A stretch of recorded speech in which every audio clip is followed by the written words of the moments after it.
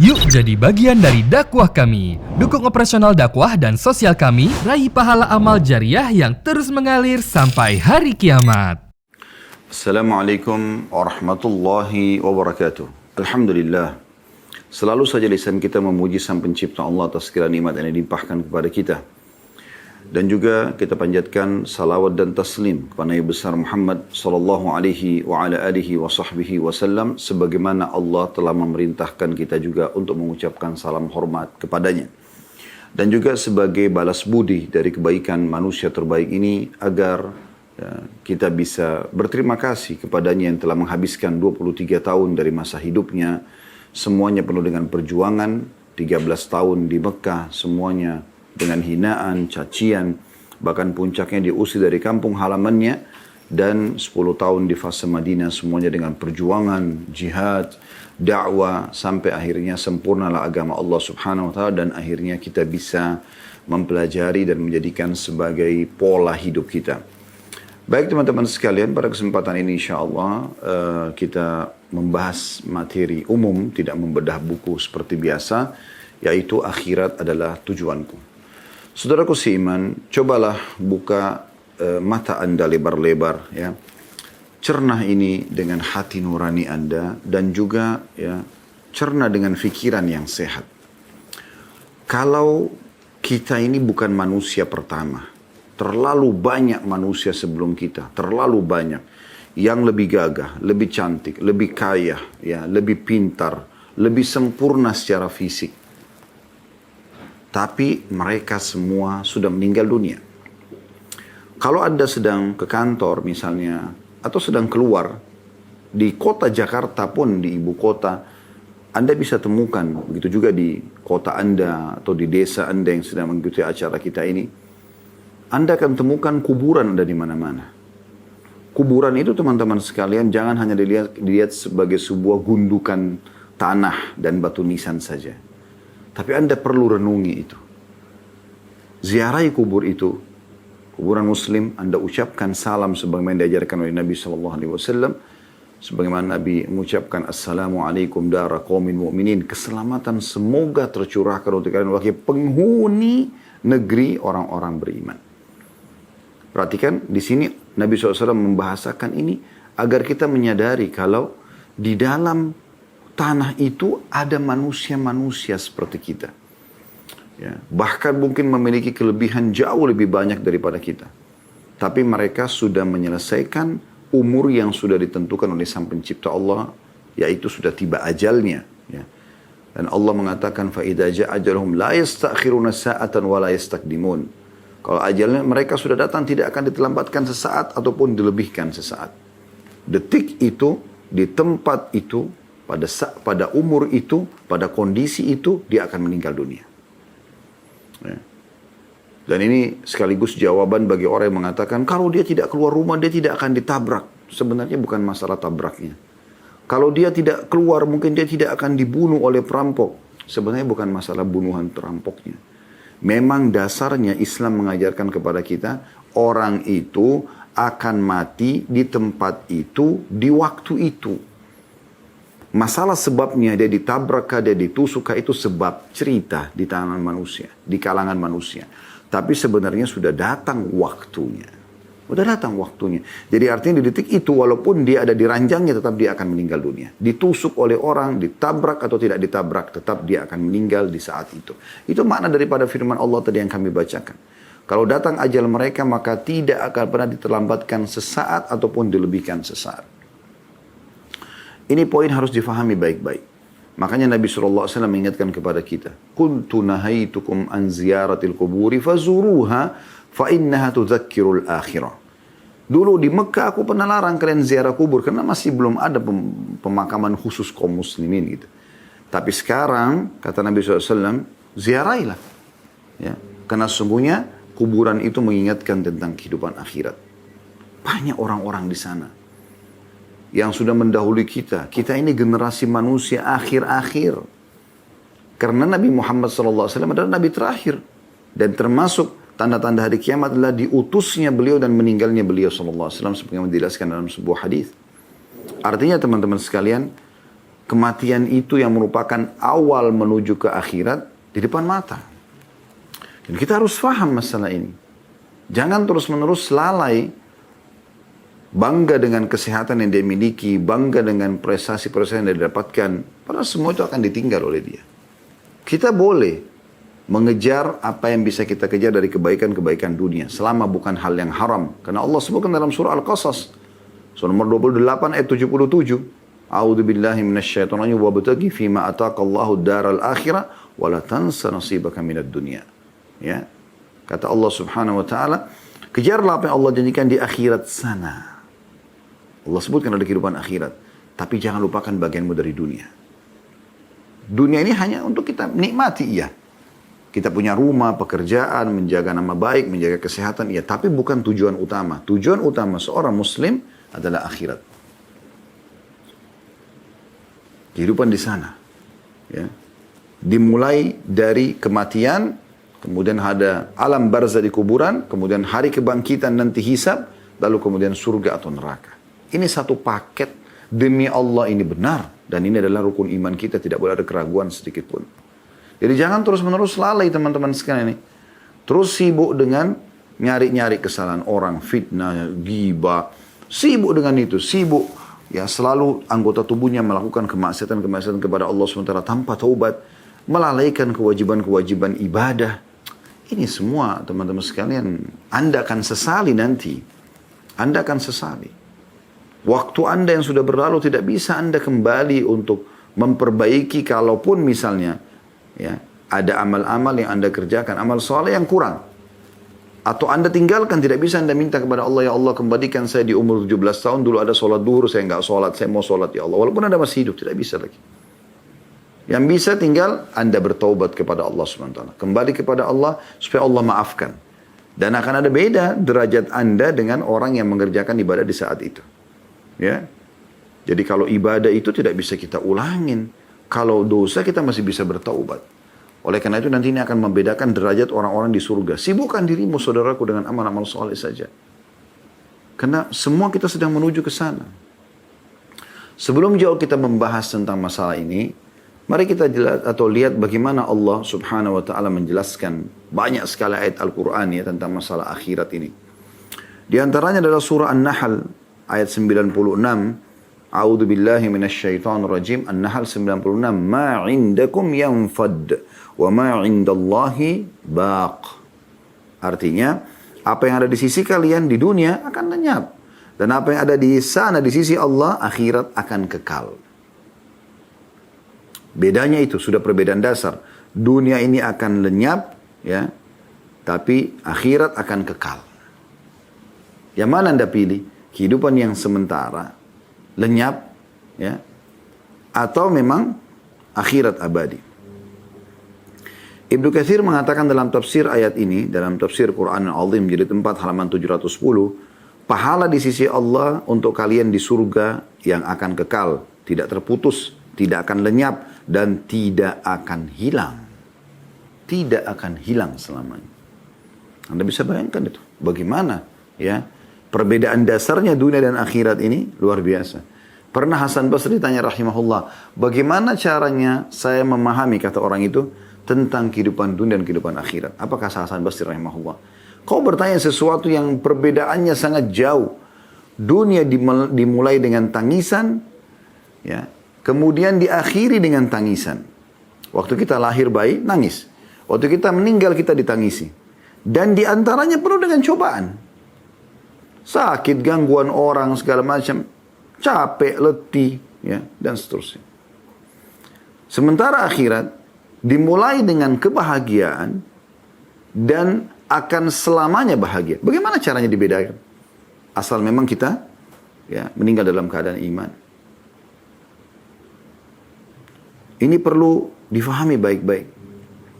Juga Allah mengingatkan teman-teman sekalian dalam surah Al-A'la, kita semua hafal ini dan sering kita dengarkan imam-imam kita membacanya. Baik di rakaat pertama sholat Jumat atau Anda dianjurkan di rakaat pertama sholat witir membaca surah Al-A'la. Di ayat 16 dan 17-nya apa Allah bilang? A'udzu billahi minasyaitonir rajim. Bal tu'thirunal hayatad dunya wal akhiratu khairun wa abqa. Sayangnya kata Allah, kalian sibuk mengejar kehidupan dunia ini. Sedangkan kehidupan akhirat lebih baik dan lebih kekal. Artinya, sebatas kebutuhanmu di dunia. Bukan menjadi target utama. Harus difahami masalah ini. Jadi target utama seorang muslim adalah akhirat. Sehingga dia menunggangi urusan atau kehidupan dunianya untuk mendapatkan yang terbaik di akhirat sana. Karena memang di akhirat tidak ada pilihan lain. Cuma ada surga atau neraka. Surga jelas tiketnya, iman dan amal saleh. Neraka jelas kekufuran, kemunafikan, kemusyrikan, maksiat yang tidak taubat. Nah, neraka. Jelas kok konsepnya. Tinggal Anda pilih yang mana. Ke surga atau ke akhirat. Ke surga atau ke neraka. Banyak orang sebenarnya kalau ditanya, mau masuk surga atau masuk neraka, masuk surga. Tapi dia tidak beli tiketnya. Dia nggak punya tiketnya. Dia nggak beriman, dia tidak beramal saleh. Bagaimana caranya dia mau masuk surga? Sementara udah jelas ini tiketnya. Anda bagaimana bisa naik pesawat, ya, kereta api, segala macam tanpa tiket? Nggak mungkin gitu. Ya. Di dunia Anda mesti bisa mengakal-akalin. Tapi di akhirat nggak bakal bisa. Mustahil gitu. Dan bagaimana orang bilang, saya tidak mau masuk neraka, disiksa. Tapi amal-amal yang dia kerjakan, tiket yang dia persiapkan untuk ke neraka. Kekufuran, kemunafikan, maksiat kepada Allah, sibuk dengan dosa-dosa. Lalu dia bilang, saya tidak mau masuk neraka. Bagaimana caranya gitu? Makanya saya bilang dari awal tadi, cernah teman-teman sekalian. Jangan pengajian seperti ini sejam, Anda duduk luangin waktu hanya sekedar meramaikan seremoni atau testimoni saja, tes. Enak gak sih dengar ceramahnya? Gak usah lihat siapa yang menyampaikan, saudara. Apa yang disampaikan? Allah menggerakkan saya dan teman-teman untuk duduk bersama-sama. Walaupun kita tidak offline, kita melalui online. Seperti ini, kecuali Allah menginginkan sesuatu yang sampai kepada kita. Ini sebuah kebaikan. Kita diingatkan tentang masalah ada kehidupan abadi. Saya mulai dengan diri saya sendiri sekarang. Saya sedang mengingatkan diri saya, baru kemudian teman-teman. Semua penceramah menyadari masalah itu. Pada saat kami menyampaikan sesuatu yang berhubungan dengan hukum Allah SWT, peringatan-peringatan ya, tentang masalah azab Allah SWT bagi pelanggar, ya, tentang nikmat Allah bagi orang-orang yang patuh. Maka para penceramah sedang menasihati dirinya sendiri. Bermula dari kami, kemudian Anda semua. Ya. Malik bin Dinar rahimahullah pernah berkata, "Lau kanatid dunya min zahabin yafna." Seandainya dunia adalah emas yang akan fana, wal akhiratu min khazrin yabqa, sementara akhirat dari tembikar yang kekal abadi, lakana alwajibu an yu'thira kharfa atau khazfa yabqa ala dhahabin yafna. Maka sudah sangat wajar kalau seseorang wajib memilih sesuatu yang kekal, yaitu tembikar, walaupun dari tembikar akhirat itu misalnya, daripada emas yang nanti akan fana. فَكَيْفَ وَالْآخِرَةُ مِنْ ذَهَبٍ يَبْقَى وَالدُّنْيَا مِنْ خَزْفِ يَفْنَى. Tapi bagaimana sementara terbalik kasusnya, yaitu akhirat adalah dari emas yang abadi dan dunia adalah tembikar yang akan fana. Bagaimana bisa orang memilih masalah dunia dan merupakan akhiratnya? Maka ini perlu difahami baik-baik. Ingat teman-teman sekalian, terlalu banyak manusia sebelum kita. Kita ini manusia-manusia terakhir. Jangan konyol terus ini, jangan terus-menerus dalam kebodohan dan kelalaian. Terlalu banyak orang mendahului kita, dan beruntunglah kita pada siang ini Allah mudahkan untuk mendengarkan apa yang akan disampaikan, ya, atau akan tersampaikan dari ayat-ayat Al-Quran, dari hadis-hadis Nabi SAW, dari perkataan para salafus salih. Beruntung sekali kita bisa mendapatkan ini semua.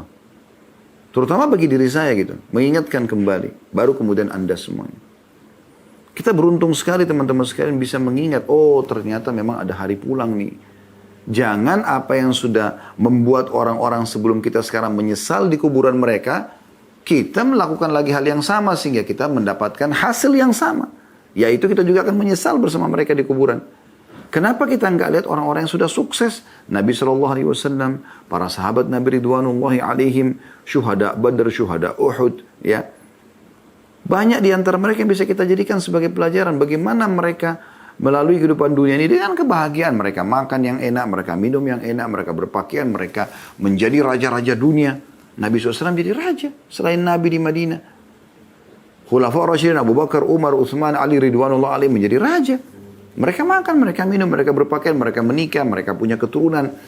Mereka dapat prosesi dunia. Tapi mereka juga membawa semua itu menuju ke akhirat. Bagaimana mengulangi semua itu untuk mendapatkan yang terbaik di akhirat. Sehingga mereka sukses. Kenapa kita nggak seperti mereka? Kenapa kita nggak ikutin orang yang sudah baik ini? Kenapa harus mengikuti Fir'aun dan kelompok-kelompoknya, Qarun dan kelompok-kelompoknya, Namrud dan kelompok-kelompoknya? Kenapa? Kenapa Abu Lahab? Kenapa Abu Jahal? Kenapa bukan Abu Bakar sama Umar? Radhiyallahu anhum. Sudah tahu orang kalau kufur akhirnya akan neraka, akhirnya akan disiksa di kuburan. Waktu jenazah orang-orang kafir Quraisy di perang Badr, ya, dikumpulin, Nabi SAW suruh masukin di dalam satu sumur. Nabi SAW panggil satu persatu nama mereka. Sambil mengatakan kepada mereka, ya, kata Nabi SAW, sungguhnya aku telah mendapatkan apa yang Tuhanku janjikan. Maksudnya dengan beriman dan beramal soleh ini, Allah berikan kemenangan. Bukti sekarang kami menang di atas kalian. Dan kami mendapatkan harta rampasan perang, kami mendapatkan urusan dunia. Dan kami akan mendapatkan di akhirat sana nanti. Kalau mati, kami mati seperti kalian, kami akan dapat apa yang Allah janjikan dari surga dan kehidupan yang senang, abadi. Apakah kalian sudah mendapatkan apa yang Allah ancamkan pada kalian? Nabi SAW berbicara dengan mayit-mayit itu. Ya, kata Umar, ya Rasulullah, mereka sudah jadi bangkai. Bagaimana mereka bisa mendengar Anda? Kata Nabi SAW, demi zat yang jiwaku dalam genggamannya, hai Umar, sesungguhnya mereka lebih jelas mendengarku daripada engkau mendengarku sekarang. Allah kasih itu mereka dengar. Artinya Nabi SAW menyampaikan para sahabat, lihat nih, mereka dulu orang kafir di Mekah, kufur kepada Allah, mereka musyrik. Mereka kufur terhadap, ya, tidak mau mengimani risalah yang aku bawa ini, ya, tidak mau jadi orang baik, maka sekarang mereka meninggal. Lihat akhirnya ini. Nah, sama akibat akhir itu akan sama. Orang kafir akan sama akibatnya, orang musyrik akan sama, munafik akan sama. Tujuannya mereka akan menuju ke akhirat, alam barzah mati, sehebat apapun dia jaga kesehatannya, setinggi apapun titel pendidikannya, sebanyak apapun hartanya, seharum apapun namanya, nah akhirnya neraka. Orang mukmin akan sama akhirnya, akibatnya akan sama. Mereka beriman beramal saleh akan sama. Kebahagiaan dunia dan di akhirat akan selamat. Ini gak ada perubahan. Allah SWT mengatakan walan tajid li sunnatillahi tabdila. Kalian tidak akan temukan ada perubahan dalam peraturan Allah itu. Gak mungkin. Beruntunglah orang yang bisa mencerna ini kemudian menjadikan sebagai pegangan hidupnya ke depan dari sisa umurnya ini. Coba kita renungi beberapa perkataan salaf berhubungan dengan masalah ini. Misalnya Ibnu Umar radhiyallahu anhu, sahabat Nabi, mengatakan, menasihatin kita semua, ya. Kun fid dunya ka'annaka gharibun au 'abiru sabil. Jadikan dirimu, kata Ibnu Umar, di dunia ini seperti orang asing atau seorang pengembara saja. Ini sejalan dengan hadis Nabi SAW, ya, yang beliau mengatakan, ada apa aku dengan dunia? Perumpamaan aku dengan dunia seperti orang yang sedang, ya, musafir, pengembara, penat, kemudian istirahat di bawah sebuah pohon, lalu kemudian meninggalkannya. Syekh Utsaimin rahimahullah sampai lebih tegas menekankan, ya, maksudnya bukan lebih tegas dari Nabi SAW, tapi dalam statement beliau tegas sekali beliau mengatakan perumpamaan kita dengan dunia seperti orang yang punya hajat masuk ke WC, dia selesaikan lalu dia pergi. Karena hinanya dunia di mata mereka gitu. Jadi dunia ini boleh kita tunggangi, tapi jangan menjadi target utama. Bukan ini target kita. Sehingga saling sombong menyombong, ya, saling menjatuhkan, saling mencari aib, saling terus menerus. Itu persaingan dunia.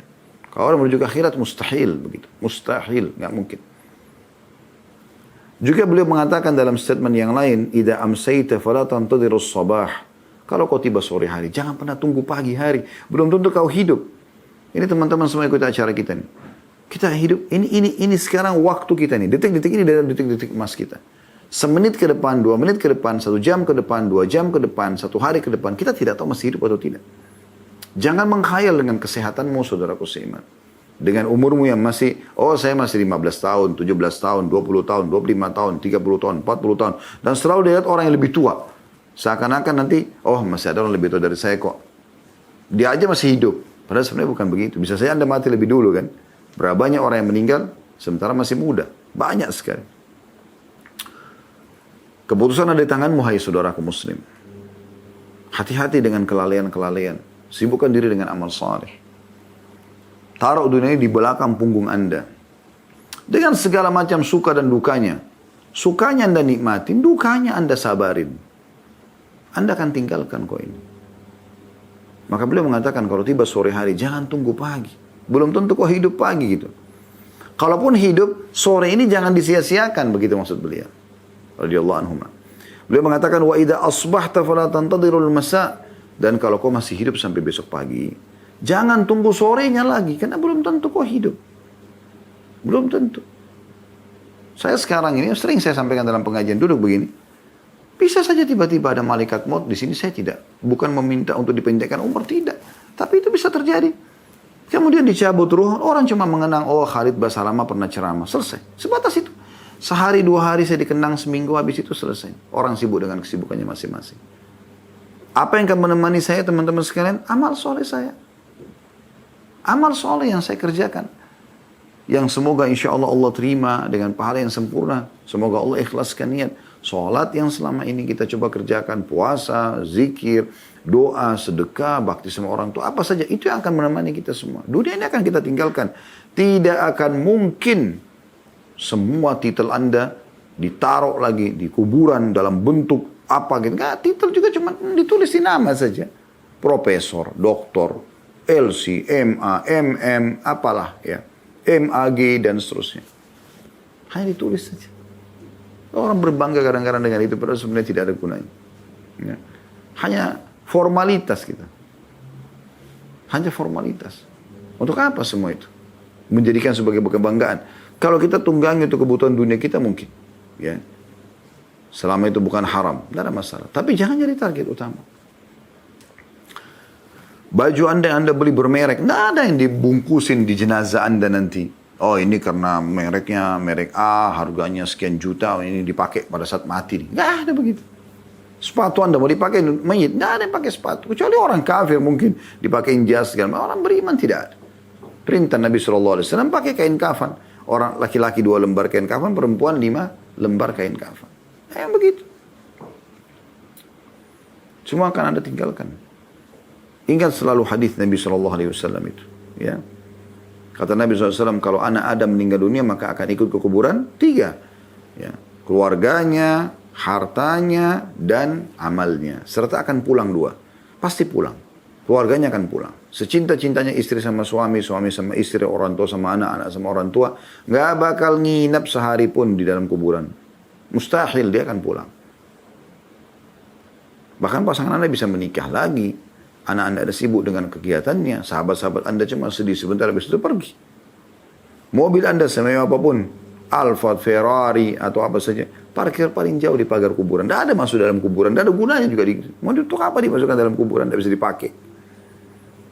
Maka akan pulang, jadi warisan. Kemudian, yang tinggal bersama yang ketiga amalnya. Nih, sholat selama ini dengar azan hayya 'alas shalah.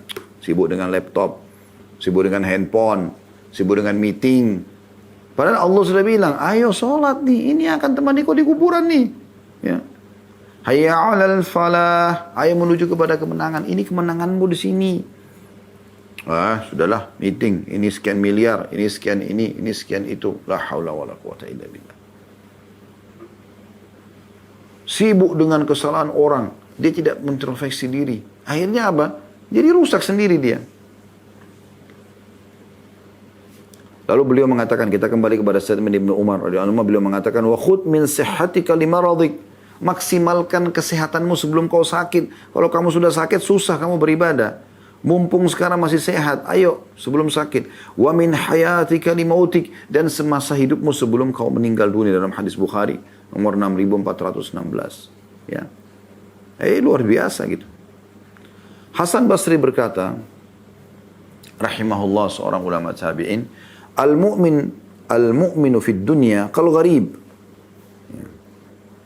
La yajzi' atau la yajza' min dhulliha wa la yunafisu fi 'izziha lahu sya'n walin nasi sya'n.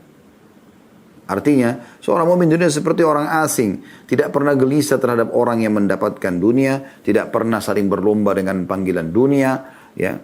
Panggilan dunia memiliki urusan, tidak pernah berlomba dengan penggila dunia. Ya. Dan penggila dunia memiliki urusan sendiri, sementara orang asing yang ingin pulang ke kampungnya juga punya urusan sendiri. Diambil dari kitab Al-Jami' Ulum wal Hikam, jilid 2 halaman 379. Artinya orang kalau targetnya akhirat teman-teman sekalian, dunia ini kecil bagi mereka. Apapun yang luput tidak ada masalah. Apa yang sedang terjadi seberat apapun ringan bagi dia. Bahkan seorang mukmin yang mengejar akhirat, dia lebih merasa rugi kalau ketinggalan takbiratul ihram imam daripada kehilangan proyek yang triliunan. Bukan cuma sekitar jutaan, triliunan. Dia lebih merasa sedih ya pada saat ada zikirnya yang terluputkan, ya. Merasa terbebani daripada gunjingnya orang, fitnahnya orang. Dia nggak pusing, itu tuh dia panen pahala, nggak penting bagi dia. Atha As-Salimi ya, rahimahullah berkata, Allah marham fid dunya gurbati, warham fil qabri wahsyati, warham mawqifi gadan baina yadaik. Ya Allah, rahmatilah keasinganku di dunia. Maksudnya supaya aku selalu terisi dengan amal-amal saleh. Selamatkan dari kesedihan di kuburku nanti. Jangan sampai aku sedih di kuburan. Semoga yang temani aku amal salehku. Rahmatilah aku ketika aku berdiri di hadapanmu kelak nanti. Mungkin masih banyak kesalahanku nanti, akhirnya aku bisa masuk neraka. Ya Allah, kasihani aku. Dari sekarang teman-teman, mumpun masih hidup, ayo, segera. Segera. Dari detik ini, bertaubat teman-teman sekalian. Bertobat. Bahaya sekali kalau tidak. Keputusan di tangan Anda sendiri. Kalau Anda bertobat segera kembali, bukan dengan amal soleh, Anda yang beruntung. Anda yang beruntung. Gak ada orang lain. Anda terus lalai, ya, sibuk dengan maksiat, tidak taubat, maka Anda yang rugi. Gak ada orang lain yang rugi. Kata Yahya bin Mu'ad Ar-Razi, rahimahullah, ini semua diambil dari kitab Jami'ul Ulum wal Hikam ya. Kurang lebih berdekatan halamannya. Jilid 2 halaman 379, 380, 381 ya. Beliau mengatakan ad-dunya khamrus syaitan. Dunia ini adalah khamarnya syaitan, minuman kerasnya syaitan. Wa man sakira minha lam yufiq illa fi askaril mauta nadiman ma'al khasirin. Siapa yang mabuk dengan khamarnya syaitan ini, barulah tersadarkan diri ketika kematian datang kepadanya, maka dia akan menyesal bersama dengan orang-orang yang rugi. Ada satu nasihat Fudail bin Iyad rahimahullah, ini sudah berulang-ulang saya baca, subhanallah. Tapi setiap kali baca, tersentuh lagi.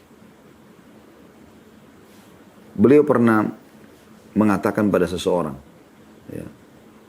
Padahal Fudail ini dulu mantan preman, penjahat, perampok, taubat, subhanallah. Dia perbaiki sisa umurnya, subhanallah, Allah berkahi sisa umurnya. Ya. Allah berkahi sisa umurnya. Sampai sahabat dia namanya Abdullah bin Barak mengatakan, sungguh pada diri Fudail ada tanda-tanda kebesaran Allah bagi orang yang mau bertaubat. Dulu perampok, dia kalau merampok sendirian dulu, rahimahullah. Sampai kalau orang mau lewat di satu tempat yang dia biasa ngerampok orang, itu mereka mengatakan, jangan lewat sana, ada Fudail. Fudail ini sendirian dan bisa membunuh banyak orang. Tapi dia taubat, subhanallah. Taubat dan dia isi sisa umurnya dengan kesolehan. Maka Allah berkahi. Dia jadi beribadah kepada Allah dan subhanallah menjadi ulamanya muslimin. Dan hampir setiap nasihat-nasihat secara masalah keimanan ada perkataan Fudail bin Iyad, rahimahullah. Beliau pernah mengatakan pada seseorang, kam atat alaik. Sudah berapa umur yang kau lewatin? Lagi belum ngobrol berdua, dia tiba-tiba, berapa umurmu yang sudah kau lalui? Orang itu menjawab, situna sana, 60 tahun. Fudail bertanya lagi, atau mengatakan, fa anta mundu sittina sanatan tasiru ila rabbika yushiku an tabluk. Sadarilah, berarti kau sudah 60 tahun sekarang menuju ke Tuhanmu dan sebentar lagi kau sampai loh. Maka orang itu mengatakan, inna lillahi wa inna ilaihi raji'un. Dia kayak tersadarkan gitu. 60 tahun umur saya. Kan biasa orang bilang, oh 60 tahun masih sehat, masih kuat. Nggak sadar. Loh, kok ini makin dekat. Sudah 60 tahun ini kau jalan terus menuju Tuhanmu. Orang kalau umurnya 15 tahun berarti sudah 15 tahun menuju Tuhannya. Ya, Anda sekarang umur berapa? 30 tahun, sudah 30 tahun untuk berjalan menuju Tuhan Anda. Saya 46 tahun, berarti sudah 40 tahun saya jalan menuju ke Tuhan. Allahu alam berapa lama lagi Allah kasih umur. Orang itu mengatakan inna lillahi wa inna ilaihi raji'un. Dia kayak ketakutan. Kami milik Allah, kami akan kembali kepada Allah. Fudail kembali bertanya. Ata'rifu tafsirah? Kau tahu makna tafsir dari perkataanmu itu? Kalimat istirja tadi inna lillahi wa inna ilaihi raji'un. Maka orang itu diam. Lalu kata Fudail bin Iyad, maknanya adalah ana lillahi abdun wa ilaihi raji'. Aku adalah hamba Allah dan kepadanya aku akan kembali. Faman alima annahu lillahi abd.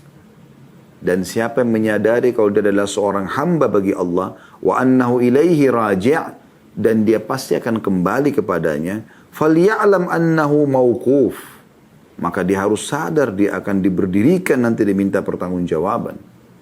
Wa man alima annahu mauquf, dan siapa yang tahu bahwasanya nanti dia akan dibangkitkan, falya'lam annahu mas'ul, maka dia juga harus tahu dia akan diminta pertanggungjawaban. Wa man alima annahu mas'ul falyu'id lis-su'ali jawaba. Dan siapa yang menyadari kalau dia itu akan bertanggung jawab, maka dia harus mempersiapkan jawaban-jawaban.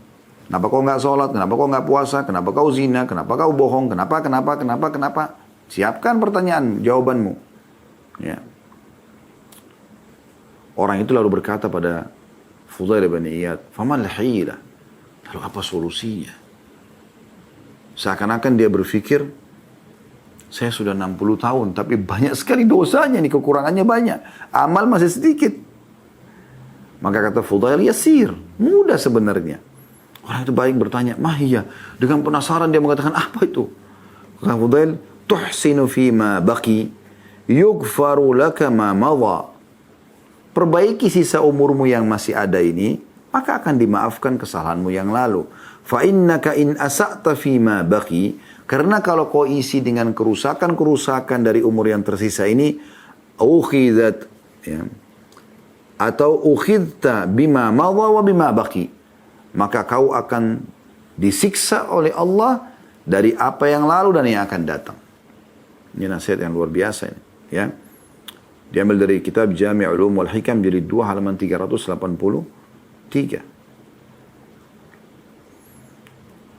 Imam Ahmad pernah ditanya, ayyu syai'iz zuhdi fid dunya. Bagaimana cara zuhud di dunia? Maksudnya supaya dunia bukan jadi target utama. Kita lewatin kok gitu. Tetap nikmati tapi bukan target. Qala qisarul amal. Tidak berpanjang angan-angan. Terlalu banyak sekali program-programnya. Man idza asbah. Ya. Ketika dia berada di pagi hari, qala la amsi. Tunggu sore saja. Maksudnya di sini, ya, maaf, saya tidak akan tiba di sore hari. Jadi kalau misalnya kata Imam Ahmad, kalau orang mau zuhud di dunia, tidak menjadi dunia sebagai target utama, dia tidak tunggu sore. Kalau dia tiba pagi hari, dia tidak mengatakan, saya nggak tahu sore, saya masih hidup. Dia ucapkan itu. Kayaknya saya tidak sampai di sore hari. Jadi dia sibuk dengan amal pada saat itu. Maka Sufyan ats-Tsauri rahimahullah mengatakan, qila li Abi Abdillah, dan dikatakan kepada Imam Ahmad juga Abu Abdillah adalah julukannya, bi ayyi syai'in nasta'inu ala qisaril amal. Kalau begitu bagaimana caranya supaya kita tidak panjang angan-angan? Qala ma nadri innama huwa taufiq. Beliau mengatakan bisa seperti, jawabannya adalah kami tidak tahu.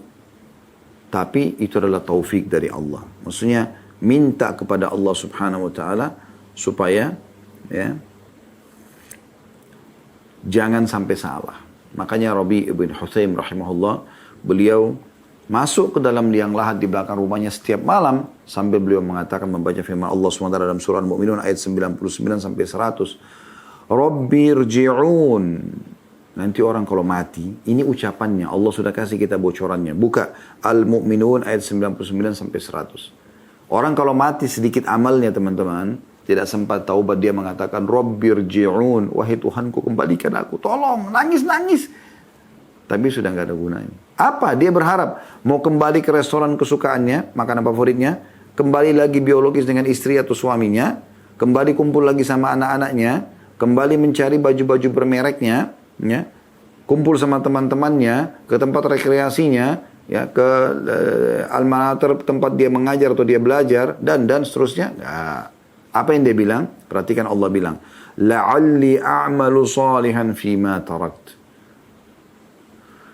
Dia mengatakan agar aku bisa kembali mengerjakan amal soleh yang dulu aku tinggalkan. Sholatku, puasaku, itu yang aku ingin kembali kerjakan. Tidak lagi ke situ, tidak. Kalau aku hidup lagi, Allah, aku tidak mau.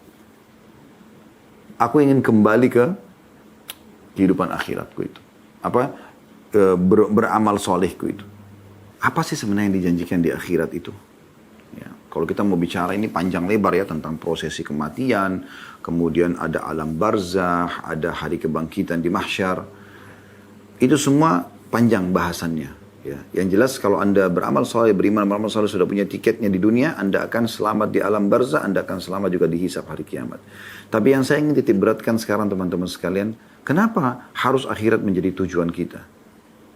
Alasannya karena di sana ada kehidupan bagi orang yang patuh kepada Allah abadi. Di surga. Perhatikan, kita coba renungi beberapa hadis Nabi SAW. Beliau mengatakan melalui hadis Abu Hurairah radhiyallahu anhu bahwasanya beliau bersabda, inna awwala zumratin yadkhuluna al-jannata ala suratil qamari lailatal badr. Ketahuilah bahwasanya kelompok pertama yang masuk dalam surga nanti, mereka ya seperti ya bulan purnama ya, di malam Lailatul Qadar. Walladzina yalunahum ala ashaddi kawkabin durriyyin fis sama'i dha'ah. Dan yang menyusul setelah itu adalah mereka bercahaya seperti bintang-bintang yang gemerlapan ya, di atas langit sana. Lalu kata Nabi SAW, Bapak, ini sifat ahli surga. La yabulun. Mereka tidak akan pernah kencing lagi. Salah satu hal yang mengganggu dunia apa? Kencing. Minum sedikit air, kebelet kencing. Harus cari WC. Gitu kan. Dan ini kotor, bau. Ya. Di surga nggak ada lagi kencing. Wala yataghawwatun. Mereka lagi nggak buang air besar. Jadi di surga nggak ada lagi WC. Maaf, nggak ada lagi. Ya. Buang air besar ini. Mengeluarkan bau nggak enak, perut mules, nggak ada. Lihat. Wala yamtakhitun. Ya. Dan mereka juga tidak beringus. Nggak akan flu, nggak sakit. Wala yatfilun, tidak akan meludah. Amsyatuhumul dhahab, sisir mereka dari emas. Warashuhum misk, dan minyak wangi mereka ya adalah misk, minyak kasturi ya. Wa majamiruhumul uluwatul anjuj, dan pedupaan mereka adalah dari kayu yang wangi.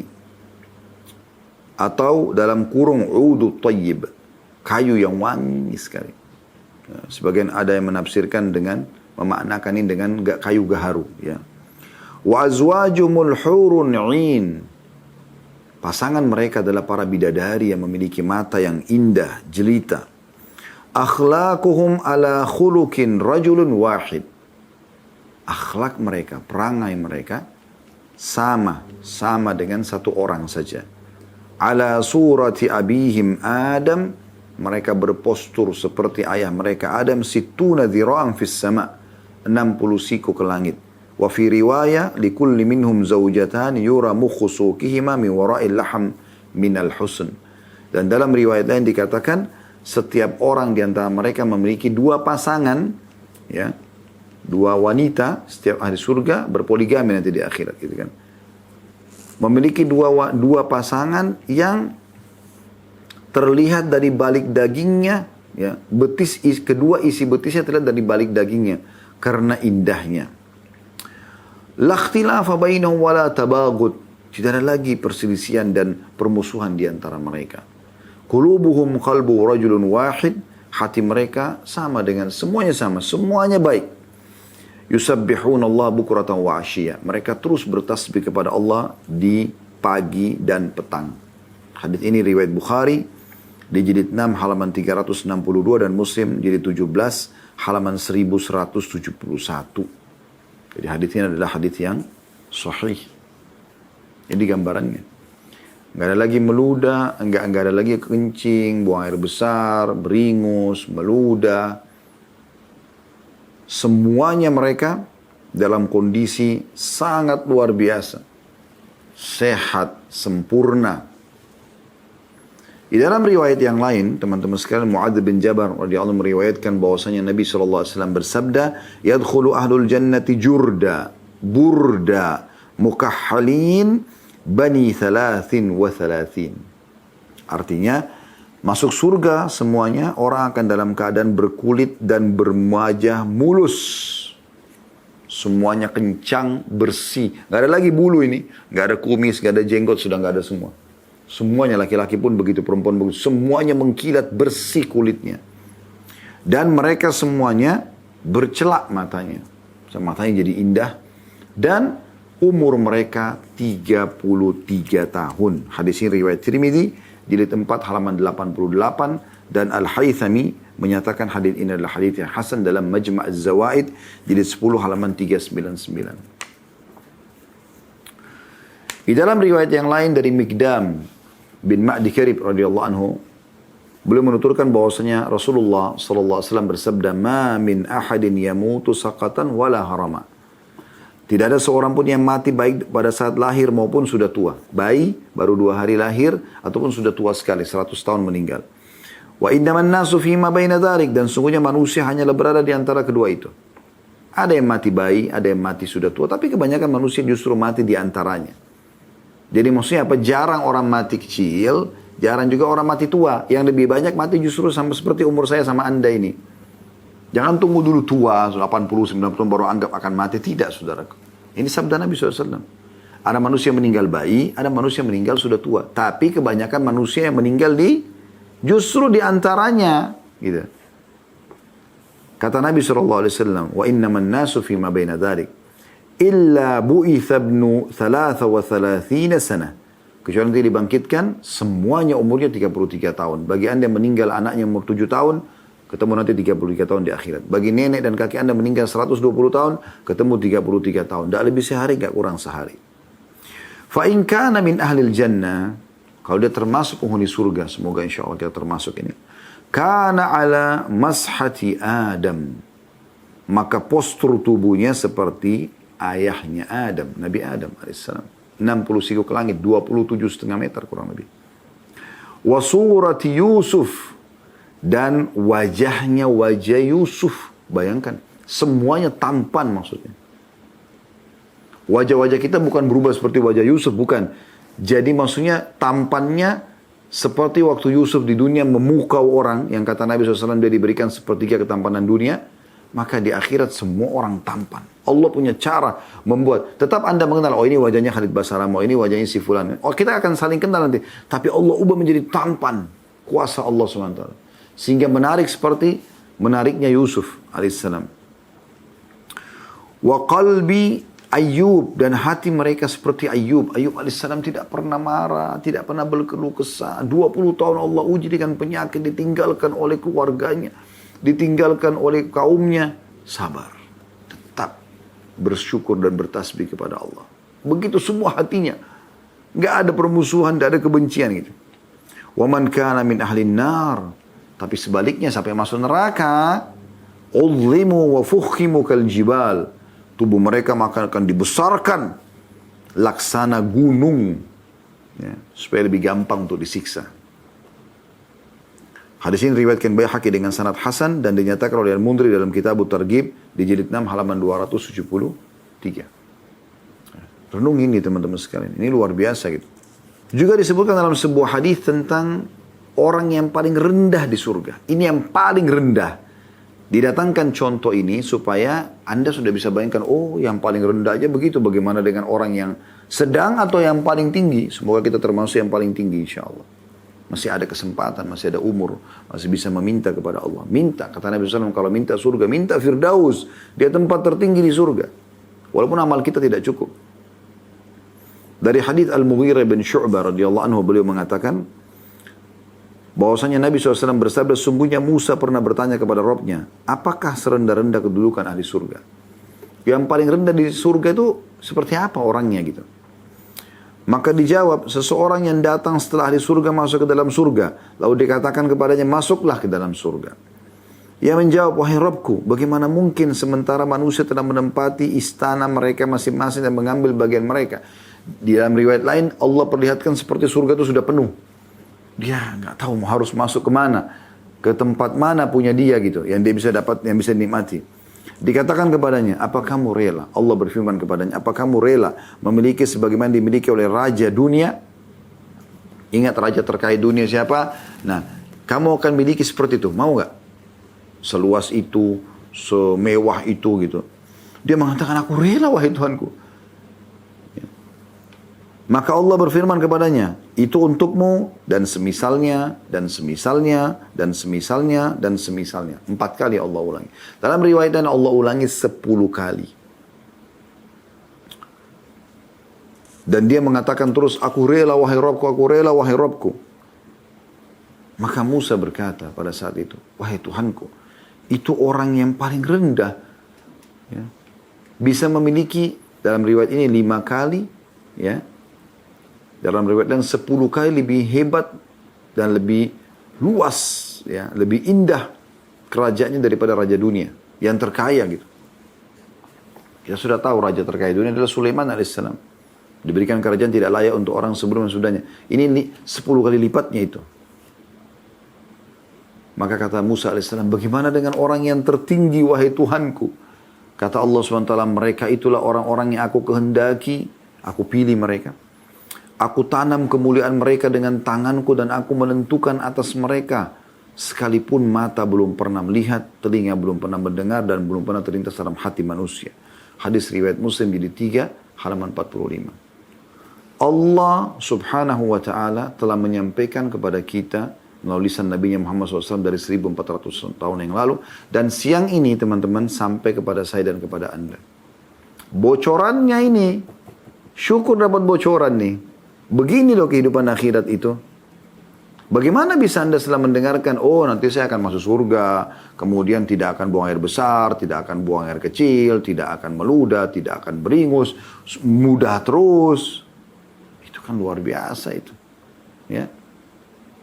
Dalam sebuah riwayat lain disebutkan, ya, bahwasanya dalam riwayat Bukhari, ya, akan didatangkan orang yang paling menderita di dunia, paling menderita. Makan susah, minta-minta sama orang untuk makan makanan bekas. Ya. Susah hidupnya. Tapi dari ahli surga. Azan, sholat. Ya. Puasa Ramadan.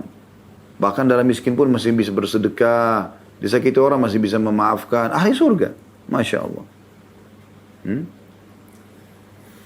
Dia tersiksa selama hidupnya di dunia. Didatangkan di hari kiamat, dicelupkan 1 celupan saja. Ke surga, dikeluarkan. Ditanya kepada dia, kau pernah menderita selama ini? Pernah nggak kau lihat kesusahan selama ini? Jawaban dia apa? Demi Allah tidak pernah. 1 celupan di surga, lupain semuanya penderitaannya. Ini orang paling menderita di dunia ini. Dan sebaliknya, hati-hati dengan ini. Kata Nabi SAW, akan didatangkan hari kiamat orang penghuni neraka yang paling besar nikmatnya di dunia. Kafir, tapi kaya raya, anak raja, anak presiden. Jadi presiden, oh luar biasa. Dari lahir sampai mati semuanya dalam kenikmatan dunia. Tapi ahli neraka, orang kafir, orang musyrik, orang munafik. Didatangkan hari kiamat, dicelupkan 1 celupan di neraka. Masuk, dikeluarkan lagi. Secelup. Ditanya, pernah nggak kau lihat nikmat selama ini? Pernah nggak kau rasakan kenikmatan selama ini? Jawabannya, demi Allah tidak pernah. Hilang semua itu. Nikmatnya makanan, nikmatnya minuman, nikmatnya biologis, nikmatnya kendaraan, nikmatnya istana, nikmatnya udara, nikmatnya semua hilang. Hanya dengan 1 celupan di neraka. Keputusan di tangan anda, saudaraku. Anda mengatakan misalnya, Ustaz, saya sudah coba kok. Saya sudah taubat, saya sudah beramal soleh, segala macam. Apalagi yang saya harus lakukan? Kejar tingkatan-tingkatan tinggi di surga. Karena surga itu tingkat-tingkatan. Tingkat-tingkatan. Allah mengatakan wa fi dzalika falyatanafasil mutanafisun. Pada tingkatan-tingkatan surga itulah seharusnya orang bersaing. Ayo bersaing. Bersaing, kejar. Jangan mau cukup masuk surga saja, enggak. Bagaimana mendapatkan derajat-derajat yang tinggi? Karena memang ada banyak ya, tingkatan-tingkatannya. Allah mengatakan dalam surah Toha, surah nomor 20 ayat 75 bunyinya, A'udzubillahi minasyaitonir rajim, "Wa may ya'ti mu'minan qad 'amilas shalihati fa ulaika lahumud darajatul 'ula." Ya Allah, semua kita termasuk ini ya. Sabar teman-teman sekalian, banyak beramal saleh, tinggalkan kemaksiatan, tobat segera. Ya. Barang siapa yang datang kepada Rabbnya, meninggal dalam keadaan beriman, lalu bersungguh-sungguh beramal saleh, sibuk dari amal saleh ke amal saleh, tidak mau sibuk dengan yang lainnya. Maka mereka itulah orang-orang yang memperoleh tempat-tempat derajat yang tinggi di surga. Ada derajat-derajatnya. Ada derajat-derajatnya. Juga Allah sebutkan dalam surah Al-Imran 162 sampai 163. Bunyinya a'udzubillahi minasyaitonir rajim. Afaman ittaba'a ridwanallahi kaman ba'a bi sakhatin minallahi wa ma'wahu jahannam wa bi'sal masir. Hum darajatun 'indallah wallahu basirun bima ya'malun. Apakah orang-orang yang mengikuti keridhaan Allah sama dengan orang yang kembali membawa kemurkaan Allah dan tempatnya jahannam? Bagaimana bisa sama orang yang sholat, orang yang patuh kepada Allah, sibuk dengan amal saleh, meninggalkan dosa-dosa, dengan orang yang meninggal dalam kondisi bawa dosa semuanya. Tiap hari zina, tiap hari fitnah, tiap hari gosip, tiap hari ini, tiap hari itu. Kata Allah, apakah itu mereka sama? Sementara yang ini yang maksiatnya tempatnya dengan jahannam dan itu seburuk-buruk tempat kembali. Ingatlah, kata Allah, ahli surga itu kedudukan mereka bertingkat-tingkat di sisi Allah. Dan Allah maha melihat apa yang mereka kerjakan. Kejar tingkatan itu cepat segera. Bukan cuma sekedar taubat. Ya Allah, mudahkan hambamu untuk mengejar apa yang tersisa. Berdoa akhi dan ukhti. Bilang, ya Allah, seluruh hamba-hambamu yang saleh dan salihah, ya, dari sahabat-sahabat Nabi Ridwanullahi alaihim, dari orang-orang saleh sebelum kami, telah mencapai derajat-derajat tinggi di dunia dan di akhirat. Maka alhiqni bis salihin. Buat hambamu ini bisa menjangkau derajat mereka. Nabi Yusuf AS berdoa begitu, mengatakan al-hikni bis salihin. Supaya bisa sampai ke derajat mereka walaupun amal kita belum sampai. Itu kita kejar. Kejar derajat mereka. Abu Sa'id al-Khudri radhiyallahu anhu meriwayatkan hadis berhubungan dengan tadi ya. Surah Al-Imran 162-163. Bahwasanya Nabi SAW bersabda, sungguhnya ahli surga akan melihat ahli guraf dari atas mereka. Nanti kalau kita di surga kita akan bisa melihat di atas kita istana-istana yang lain, gitu kan? Sebagaimana mereka melihat bintang bersinar terang yang melintas di ufuk dari timur dan barat. Karena perbedaan keutamaan di antara mereka. Jadi maksudnya nanti ada orang di surga, dia sudah mewah sekali istananya, tapi dia nanti lihat di atasnya banyak istana-istana lain, tapi jauh sekali dari dia. Jauh sekali. Dia hanya lihat seperti bintang-bintang yang gemerlapan saja. Bintang-bintang yang gemerlapan. Seperti berserakannya bintang-bintang di langit yang miliaran ini di timur dan barat. Karena perbedaan kedudukan mereka. Semoga insya Allah kita mencapai derajat tertinggi di surga. Allahumma amin. Gak ada yang mustahil kalau kita tinggal manja sama Allah kok. Saudaraku manja-manja merengek. Modalnya nangis sama Allah. Syukuri nikmat, sabari cobaan. Sibuk dengan amal soleh, tinggalkan kemaksiatan. Itu aja kok sebenarnya. Gak sulit itu. Asal Anda mau. Dan ingat, firman Allah SWT, Inna Allah la yughayyiru ma biqaumin hatta yughayyiru ma bi anfusihim. Allah tidak akan mengubah nasib satu kaum sampai mereka mengubah nasib mereka sendiri. Antum yang harus menentukan itu. Baru Allah mudahkan. Ada beberapa sahabat bertanya setelah dijelaskan tadi. Nanti ahli surga akan melihat istana-istana orang yang tinggi derajat di surga nanti seperti bintang-bintang di langit. Jauh dari dia. Dan dia tidak tahu fasilitasnya seperti apa. Tapi seperti bintang-bintang gemerlapan. Kita lihat bintang, subhanallah. Lihat saja sudah indah. Padahal kita belum pernah ke sana. Kita nggak tahu bagaimana bentuknya. Karena cahayanya yang sangat terang.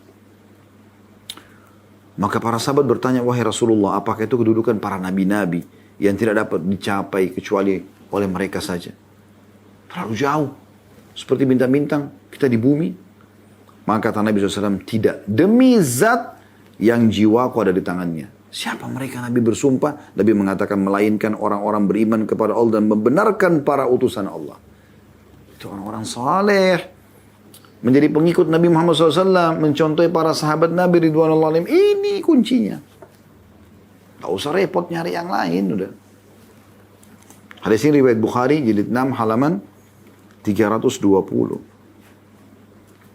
Orang-orang yang berjihad saja berperang punya derajat-derajat berbeda-beda tergantung kadar keikhlasannya. Para ulama-ulama berbeda-beda, para dai-dai berbeda-beda, para orang-orang soleh berbeda-beda tergantung kadar keikhlasan mereka. Abu Hurairah meriwayatkan radhiyallahu anhu, sabda Nabi SAW, "Inna fil jannati mi'ata darajah. A'addaha Allah lil mujahidin fi sabilillahi ma baina darajataini kama baina as-sama'i wal ard." Sesungguhnya di surga ada 100 derajat yang Allah sediakan bagi orang berjihad di jalannya. Jarak masing-masing derajat seperti jarak antara langit dan bumi. Hadis ini riwayat Bukhari jilid 6 halaman 11. Ini luar biasa ini ya, bagaimana ya ada perbedaan di para mujahidin pun ada perbedaan, maka semua juga ulama tadi ada perbedaan, semua ada perbedaan, masing-masing ada perbedaan gitu. Demikian pula dengan hadis Nabi SAW, ya ini kalau Allah karunia anda anak, anda didik mereka dengan baik, ini bisa membantu mengangkat derajat anda di surga, selain memang anda sendiri mohon kepada Allah dan beramal saleh. Karena kata Nabi SAW, Inna Allah la yarfa'u ad-darajata lil abdi salih fil jannah, Inna Allah la yarfa'u ad-darajata lil abdi salih fil jannah, fayaqul, ya Rabbi anna li hadhi, fayaqulu bistighfari waladika lak. Sesungguhnya Allah meninggikan derajat bagi hamba yang soleh di surga nanti. Diangkat derajatnya tinggi. Maka dia pun bingung. Dia tanya, ya Rabb, dari mana ini? Kok bisa kami dapat ini? Maka kata Allah SWT, berkat istighfar anakmu untukmu. Hadis ini riwayat Ahmad dan dinyatakan sahih. Begitu juga orang yang suka membaca Al-Quran. Selalu baca teman-teman. Baca khatam. Anda bisa hafal. Hidup dengan Al-Quran, jadikan itu sebagai sahabat anda. Itu yang tiap hari anda dengar, anda baca Al-Quran. Karena dalam hadis Abdullah bin Amr bin As radhiyallahu anhu, beliau berkata, Nabi SAW bersabda, yuqalu li sahibil Quran, akan dikatakan kepada pemilik Al-Quran yang suka membaca Al-Quran, Iqra' wartaqi. Baca dan naiklah derajat. Warattil kama kunta turattilu fid dunya, dan bacalah dengan tenang sebagaimana kau telah membacanya dengan tenang semasa di dunia. Fa inna manzilaka inda akhir ayatin taqra'uha. Karena kedudukanmu adalah di akhir ayat yang kamu baca. Hadis riwayat Abu Daud dan Tirmidzi dan dinyatakan hadis ini hasan sahih. Ya. Dalam riwayat lain dari Fadl bin Ubaid dan Tamim ad-Dari radhiyallahu anhuma meriwayatkan dari Nabi SAW yang artinya barang siapa yang membaca 10 ayat dalam semalam. 10 ayat dalam semalam. 10 ayat saja Al-Quran. 10 ayat Al-Quran. Maka dicatat untuknya 1 kintar. Dan 1 kintar itu nilainya lebih baik daripada dunia dan seluruh isinya. Ini orang beriman begini. Menuju akhirat ini yang dia pikirkan. Gitu kan. Pada hari kiamat Rabbmu Azza wa Jalla akan berfirman. Bacalah dan naiklah pada tiap-tiap ayat. Naik 1 derajat. Hingga berakhir pada akhir ayat yang dibacanya. Allah Azza wa Jalla berfirman pada setiap hamba. Peganglah. Di sini hamba mengatakan dengan tangannya, wahai Rabbku, engkau lebih tahu. Maka Allah firman pada keabadian ini, pada kenikmatan ini. Hadis ini riwayat Al-Haythami dalam Majma' dan juga diriwayatkan Tabarani dalam Al-Kabir dan Al-Awsat, dan dinyatakan ya hadis ini adalah hadis yang hasan, ya, bisa diterima oleh para ulama hadis, ya. Dan ini juga disebutkan oleh Al-Hafidh dalam At-Tahzibnya. Jadi 1 halaman 321. Artinya baca Al-Quran saja sudah cukup 1 ayat 1 derajat. Bayangkan ini tingginya luar biasa. Dan sudah jelaskan tadi antara 1 derajat dengan derajat yang lain itu antara langit dan bumi. Ya. Dan sekian banyak kalau kita ingin membahas tentang masalah keutamaan surga. Ya, yang Allah janjikan, Anda bisa kembali ke bahasan kami di playlist YouTube. Khusus buku membedah Rasulullah SAW cerita tentang surga dan neraka. Dan tadi saya bacakan dari sebagian itu ya. Buku ini yang saya baca Rasulullah SAW cerita tentang surga dan neraka. Ini sebagian kecil yang kita sudah bahas di playlist YouTube itu. Jadi masih banyak, ada 30 pasal Tadi saya baru bacakan mungkin 2-3 pasal saja. Ya. Atau 2-3 bab. Berarti ada 30 bab membahas tentang masalah surga panjang lebar. Termasuk dayang-dayangnya, pelayannya, istanahnya, pohon-pohonnya, pakaiannya. Luar biasa pokoknya. Gitu kan. Kalau bukan karena keterbatasan waktu, kita mungkin akan bahas panjang lebar ya.